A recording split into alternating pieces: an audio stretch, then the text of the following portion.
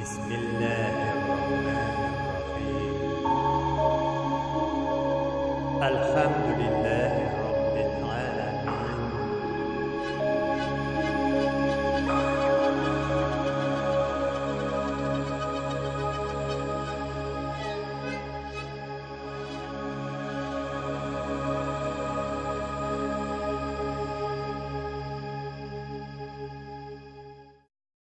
أعوذ بالله من الشيطان الرجيم بسم الله الرحمن الرحيم Assalamu alaikum wa rahmatullahi wa barakatuh. Muhtaram Müslüman kardeşler. Allahu Teala'nın selamı, rahmeti hem bereketleri bulsun her barşalarımızga da. Muhtaram Müslüman kardeşler, Tatar halkının tırmışında, umumen alganda kişinin tırmışında edebiyat, sanat bek zor urun alıp tura. Lakin edebiyat bilen sanat ol din bilen birer nechik beyli miken? Hamda indi күп кенә dini kişiler edebiyat sanatını bütünlәй читкә куеп торалар. Edebiyat һәм sanat белән бәйле булган хаваскар кешеләр алар инде dinni кабул итмәскә мөмкиннәр. Менә хәзер шушы аларның ике арасындагы бәйлелек була микән? Һәм гомумән алганда ул мөмкин микән? Алар бер-берсенә каршы килми микән?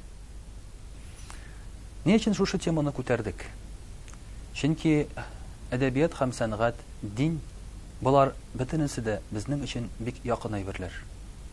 Көндәлек тормышта без һәр вакытта да китапка ырынабыз, шигырь укыйбыз, җырлар тыңлыйбыз. Булар инде безнең бөтен телевидениедан, бөтен радиодан яңгырап торалар. Менә шушы көннәрдә генә безнең татар халкының бөек шагыйре Габдулла Тукайның да туган көне була. Менә шушы Тукай мисалында сәнгатьне һәм гомумән революциягә кадәр булган әдәбиятны бераз чагылдырасы килгән иде. Ни өчен дигәндә, әгәр дә игътибар итсәгез, элекеге мәсәлән революциягә кадәр булган язучыларга, булсын шулай бит Дәртмәнд, булсын хәтта шул ук Гаяз Исхакый, булсын шул ук Габдулла Тукайлар, аларның әсәрләрендә нык ярылып ята торган бер тематика бар. Ул да булса din. Сәнгать ул кешенең тормышындагы чагылышларны күрсәтер өчен бирелгән әйбер. Әгәр дә мәсәлән кешене борчыса din, димәк ул din турында сөйли һәм яза. Әгәр кешене борчыса урамдагы мәсьәләләр, ул шуның турында яза, 90нчы еллардагы кебек. Әгәр дә кешене борчы икән инде гаилә, ул гаилә турында яза. Татар халкының революциягә кадәр бик нык борчыган din. Диндәге төрле мәсьәләләр, шулай ук дин әһелләре, муллалар һәм башкалар. Менә мөхтәрәм кардәшләр, Габдулла Тукайны совет чорында атеист итеп күрсәтергә тырыштылар. Чөнки аның шигырьләре аркылы татар халкының инде диннән бизүен, диннән китүен күрсәтергә тырыштылар.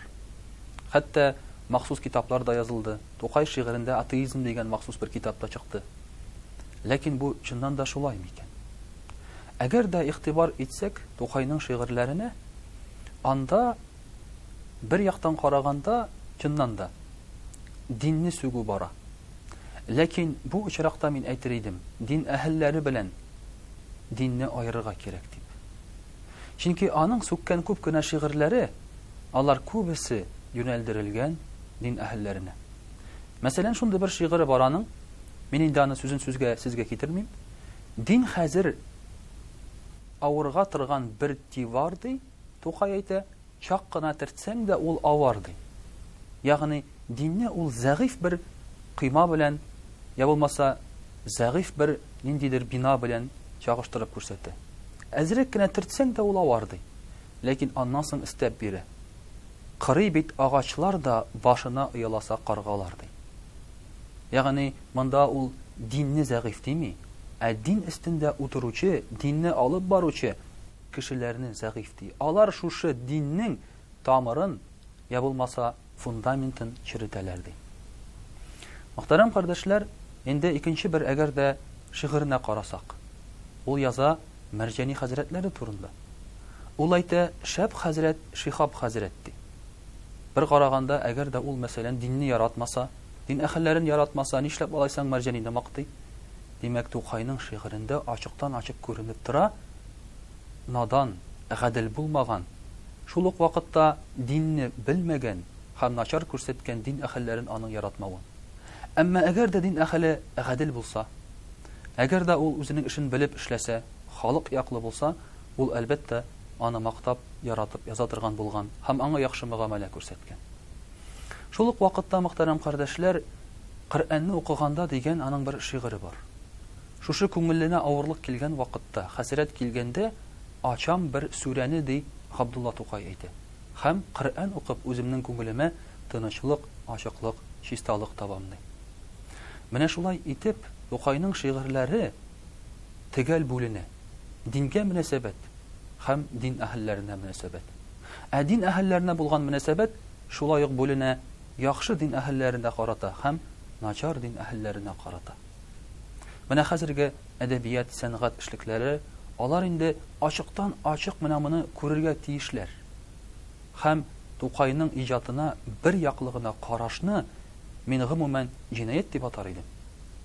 Чөнки берәүләр аны мәсәлән атеист итеп күрсәтергә генә телиләр. Гомумән дингә бәйле булмаган кеше буларак аның шул шигырьләрен генә карыйлар. Диндә булган дин әһелләре аның бары тик дини шигырьләрен генә карыйлар. Әмма Тукайның күп кырлы булуын һәм динне дә шул ук вакытта гади тормышыбызны да эченә алып, яктыртып язганын кешеләрнең аңлыйсы яки тасвирлыйсы килмәскә мөмкин. Мөхтәрәм кардәшләр, Совет чорында шушы кешенең тормышыннан динне алып атырга тырыштылар. Шул исәптән хәтта шигырьләрдә дә. Менә хәзер без укыган туган телнең Совет чорындагы язылышын карасак, анда соңгы юллар юк. Ярлы кагыл дип үзем һәм атам анамны хыдам ди. Яза Габдулла Тукай. Ә менә Совет чорында аның шушы соңгы юллары булмады. Хәтта бит әгәр дә исегезгә төшерсәгез Герман киен. Герман киенең дә соңгы юлларында әти-әнинең балаларына кылган дугасы бар, шундый юллар бар. Ул алып ташланды Совет чорында.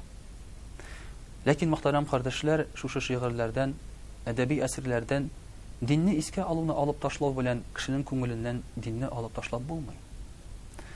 Һәм дә ки хәзер инде бер гасырдан артык вакыт үтте. Шушы бер гасырдан вакыт үткәннән соң да без әгәр дә артка борылып карасак, һәм ул кешеләрнең дини булмаган дип әйтсәк, бу аларның якты хатирәләрен маскул итү булмасмы? Менә шуның өчен дә, мөхтәрәм кардәшләр, үзебезнең халкыбызның тирән мирасларын безгә карарга кирәк. Менә шушы шигырьләр, әдәби әсәрләр аркылы татар халкының ни дәрәҗәдә дини булуын без күрә алабыз. Гәрчә, мәсәлән, шул ук Габдулла Тукай турында да төрле сүзләр йөрде.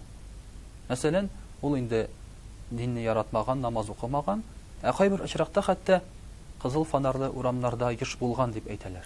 Ягъни кызлар белән йөргән дип тә аның шундый фикерләре булды. Ләкин мөхтәрәм кардәшләр, без хәзер инде моны тәгаен генә әйтә алмыйбыз.